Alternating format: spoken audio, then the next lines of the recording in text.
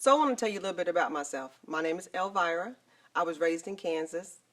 And my teenage years and most of my adult life, I lived in Oklahoma. I have been in Texas for about 10 years, and this is where I call home. I have 3 kids, and my oldest son was 3 years old when I graduated from high school and I went to college.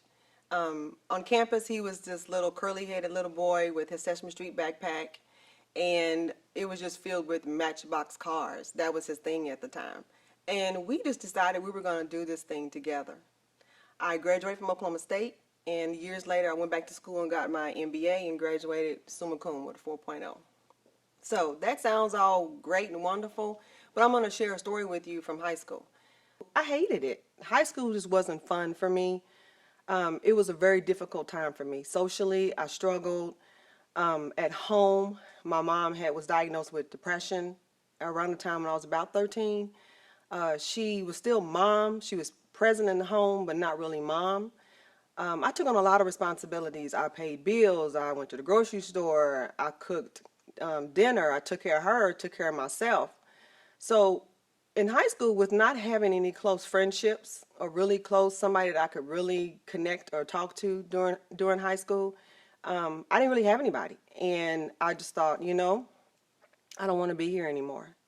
So I attempted suicide twice in high school. The first time that I attempted suicide was really more of a cry for help. It was more self-harm. The second time I was serious, and I meant it.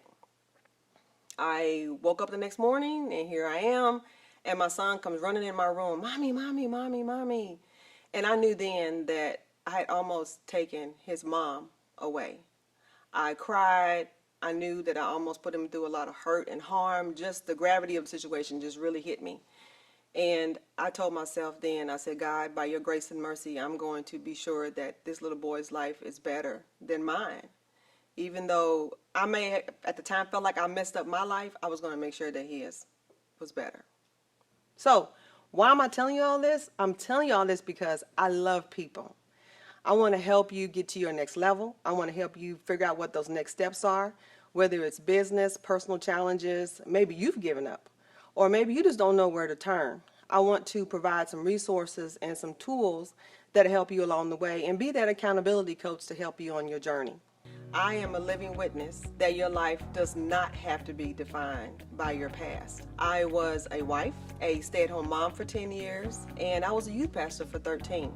I am a mother. I work in corporate America. I am a mentor. I am an entrepreneur. I am an executive director of a nonprofit. I have this saying that I say, "I live, I win." And what that means is when you live the life that you want, you're winning. That's winning.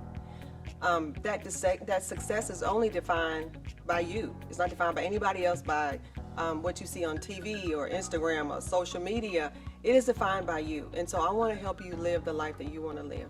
Jeremiah 29:11 says, it's my favorite scripture, "For I know the plans and thoughts that I have for you, thoughts for good and not for evil, to give you hope and an expected end."